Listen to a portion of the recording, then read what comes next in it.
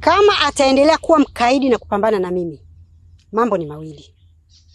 Nimdhalilishe, nimweshe kuzimu, au vyote kwa pamoja. Lakini kwa umri wa mkuu wako nisingependa tufike huko. Nimekuelewa Sauda. Nimekuelewa vizuri tu. Mimi nitafikisha taarifa. Hata mimi nikimwangalia mkuu, nguvu zake ziko chini kabisa. Na sidhani kama ataweza haya mapambano. Na sitoshe, shida mkuu ni kitu kimoja tu. Huaga ni mkaidi sana. Akiamua la kwake, anipaka alifanye. Mimi nitafikisha hizi taarifa. Na kama akiendelea kuwa mkaidi, mimi nitajiweka pembeni ili niokoe roho yangu, maana siwezi kufa kwa sababu yake yeye.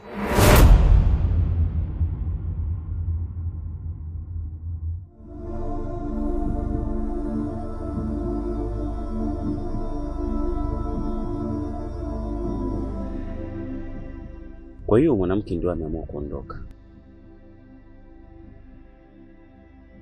Na madai yake akisema kwamba mimi sina mapenzi ya dhati kwake.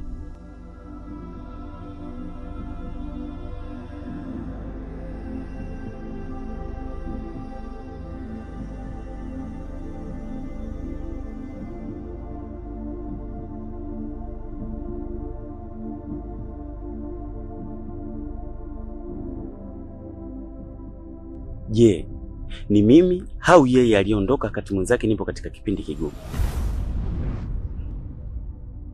Au tuseme riziki yangu kwake ndio imefika mwisho?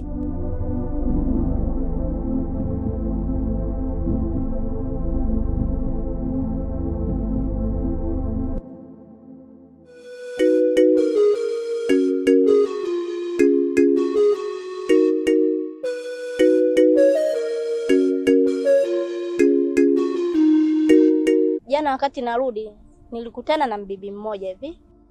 Akazungumza maneno ambayo mimi hata sijaelewa. Mara nimenenepa, sijui nimenawili.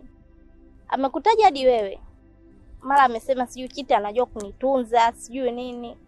Yaani ameongea maneno mengi ambayo mimi pia sijaelewa. Kataja jina langu? Ndiyo, ametaja jina lako. Kwani huyu bibi ni nani? Ulikutana naye wapi? Nilikutana naye njia ya kuelekea kule bondeni. Kiukweli mimi bibi simfahamu. Lakini nitamjua tu. Ila kumbuka pia nilikwambia kitu. Sio kila binadamu ni mzuri.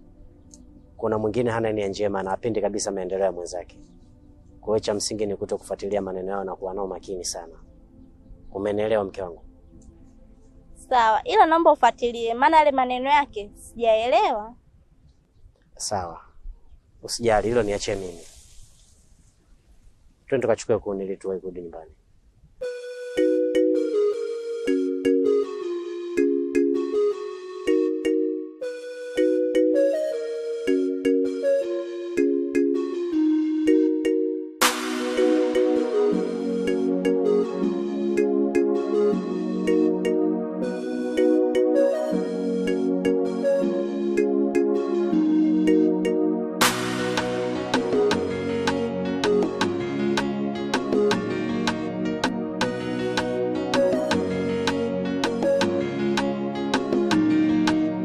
Anasemaje?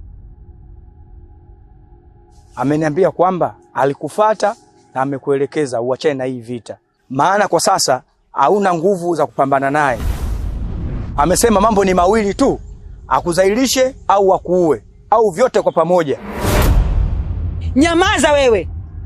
Nyangema, unajifanya unanijua sana. Nikiwa na nguvu au sina nguvu.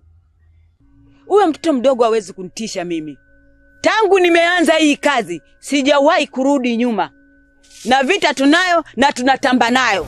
Hakuna sababu ya kuhofia chochote. Maandalizi na kila kitu kiendelee kama kawaida. Umenielewa? Siku nyingine, angalia taarifa ya kuniletea. Sio taarifa kama hizi za kipuuzi. Umenielewa Nyangema?